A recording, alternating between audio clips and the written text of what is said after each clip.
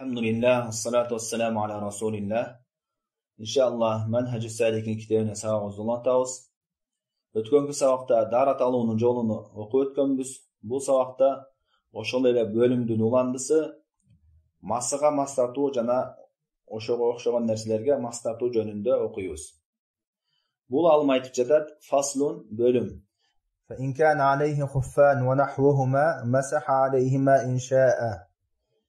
Эгерде дарат алуучунун эки бутунда масысы болгон болсо, же болбосо ошо масыга окшогон нерселер болсо, эгер кааласа ага мас тартат деди. Биринчи айтты, эгерде масысы болсо деп.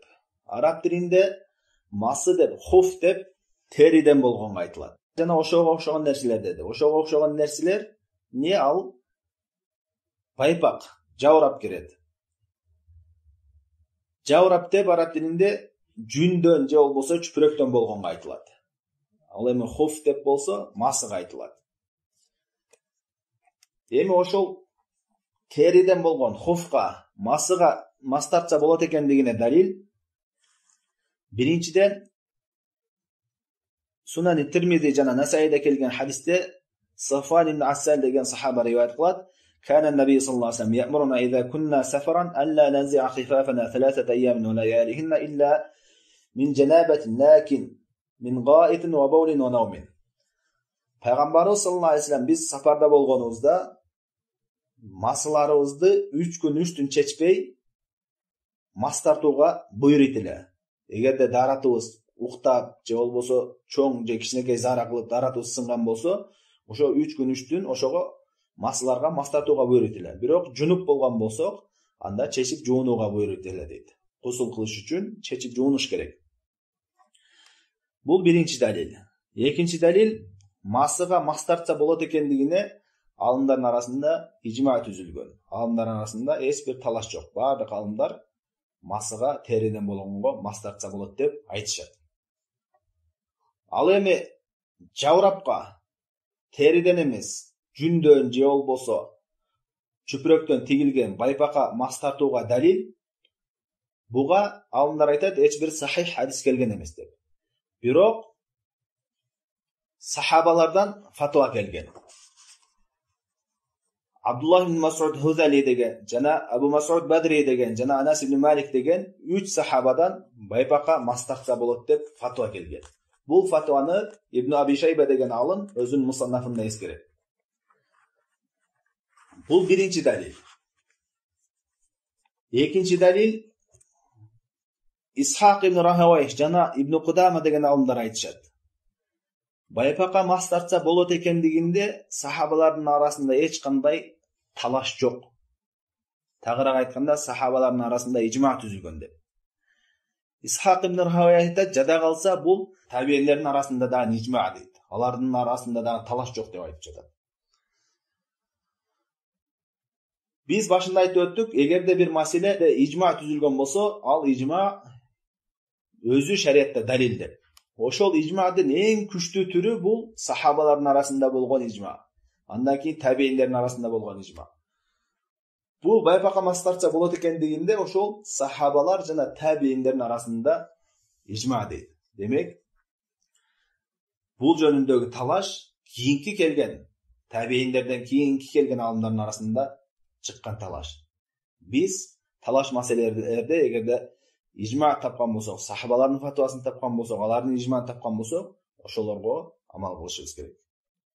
Демек, байпакка мас тартса болот экендигине эки далил. Биринчиси болсо 3 сахабадан фатва жана экинчиси ошо сахабалардын ижмаы жана табиилердин ижмаы.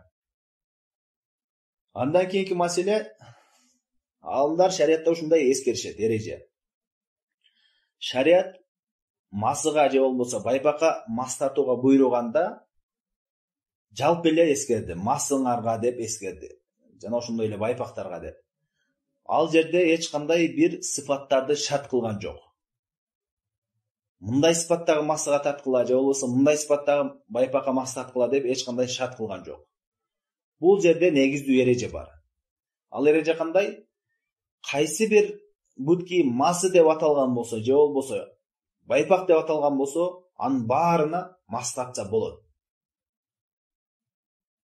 Эми ошол мас тарткан масыга же болбосо байпакка кандайдыр бир сыпатты шарт кылыш үчүн сөзсүз түрдө шарияттан далил керек. Анткени шарттар далил менен гана шарт болот. Эгерде далил жок болсо, ал шарт туура эмес болот. Биз иншалла бул китепти окуганда бул алым кээ бир шарттарын эскерет. Башка алымдар дагы көптөгөн шарттарды эскеришкен, көптөгөн сыпаттарды шарт кылышкан. Бирок биз ошол шарттарды карайбыз. Эгерде далил бар болгон болсо, анда ошол шарт туура болот. Эгерде ага туура далил жок болгон болсо, анда ал шарт туура эмес болот. Андан кийин бул алым айтты: "Масаха алейхима иншаа", эгерде кааласа масх тартат деп. Бул жерде бир маселе бар. Мас тарткан жакшыбы же болбосо жууган жакшыбы деп. Алымдар айтышат, кээ бир алымдар жууган жакшы, кээ бир алымдар эгерде бутунда мас болсо анда мас тарткан жакшы деп айтышат. Бул талаш маселе. Бирок Аллаху алам жууган бул жакшыраак. Эмне себептен дегенде, биринчиден биз жууга буйрулганбыз. Бул негиз. Ал эми мас тартуу болбосо, ошо жуугандын ордуна өтө турган нерсе. Негизи жуулууга буйрулганбыз. Экинчиден, бутту жууга өзүнчө фазилет, артыкчылыктар келген.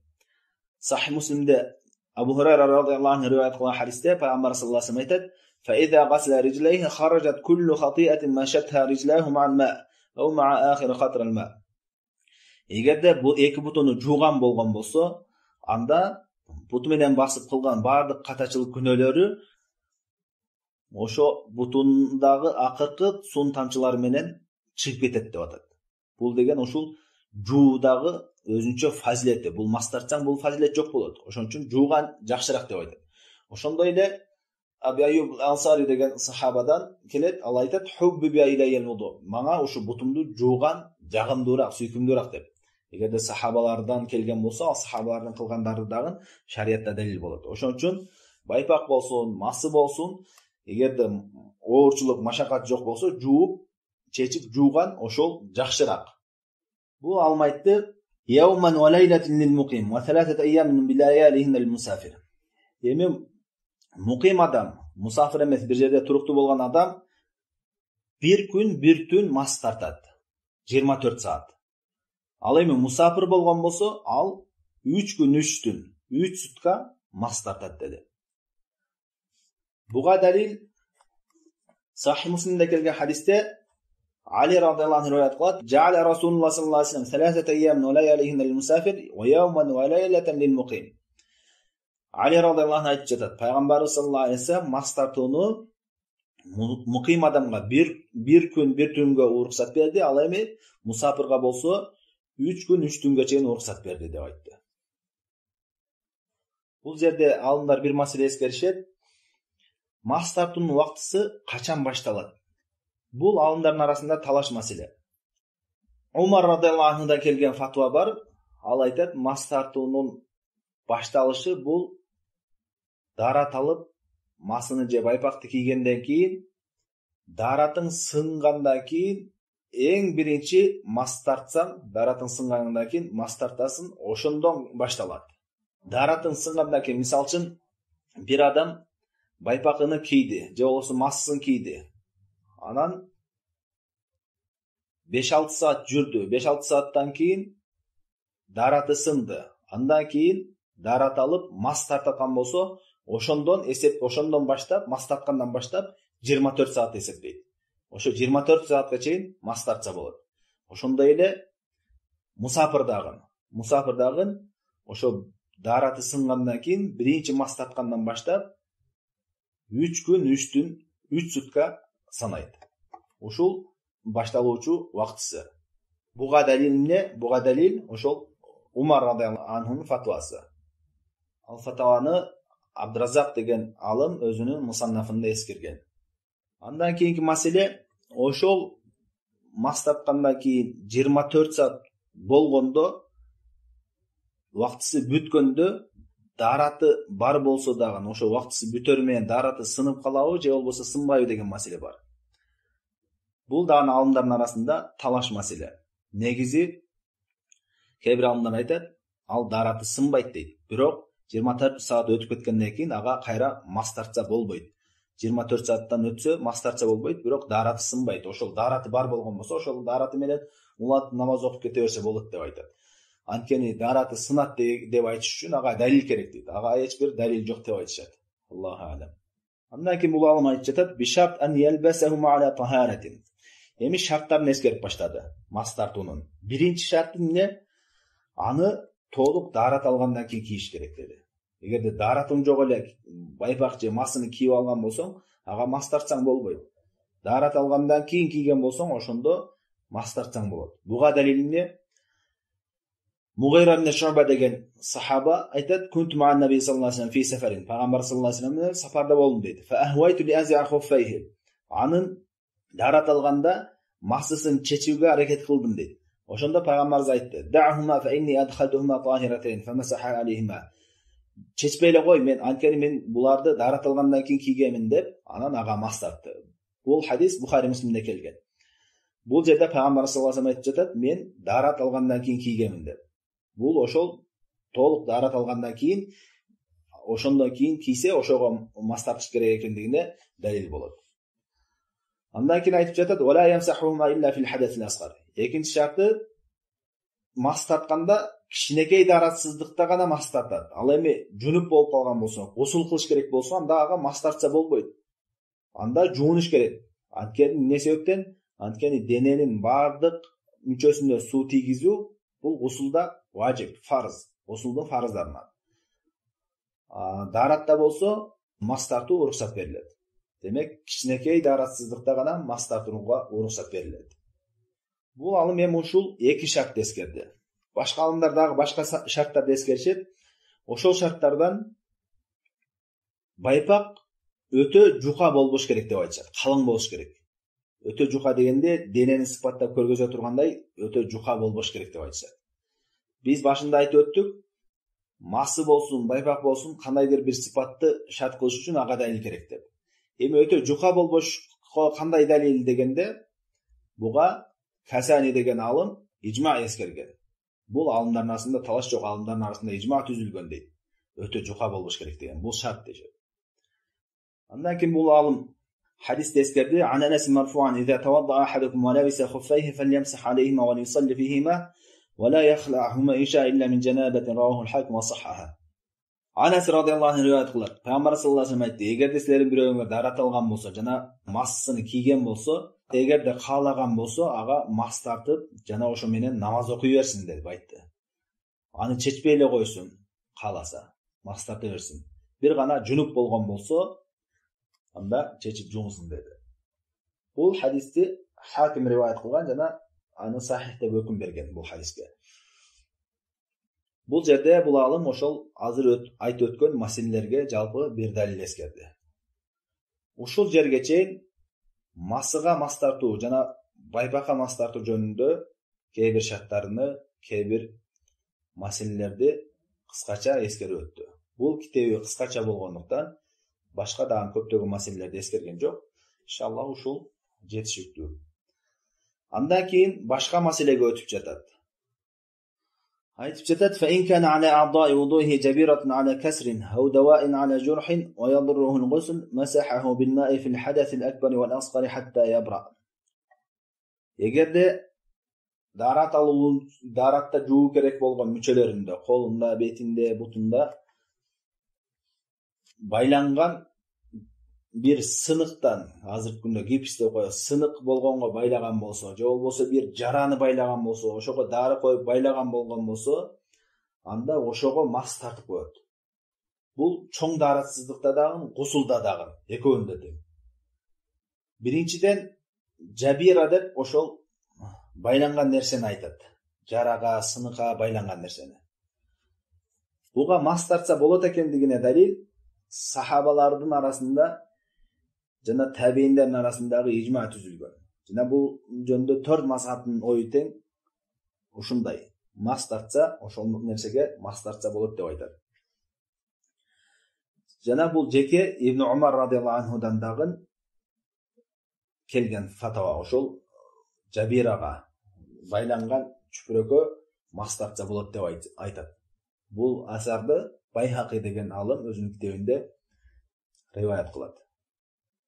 Эгерде ошол даарат алуучу, жуулоочу мүчөлөрдө жара болгон болсо, же болбосо сынык болгон болсо, ошол байланган болсо, шарттарынан эгерде ага жуусаң зыян бере турган болсо, суу тийгизсең зыян бере турган болсо, анда ага мас тартса болот деп айтты.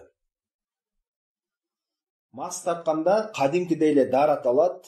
Мисалы үчүн колунда, билегинде жара бар дейли. Ошол билегини байлаган болсо, дааратты кадимкидей башка мүчөлөрүн толук бар жогун жуат, ошол байланган жерине гана, ошону толук бар жогуна суу менен мас тартып коет. Ошол чүпүрөктүн үстүнөн мас тартып коет.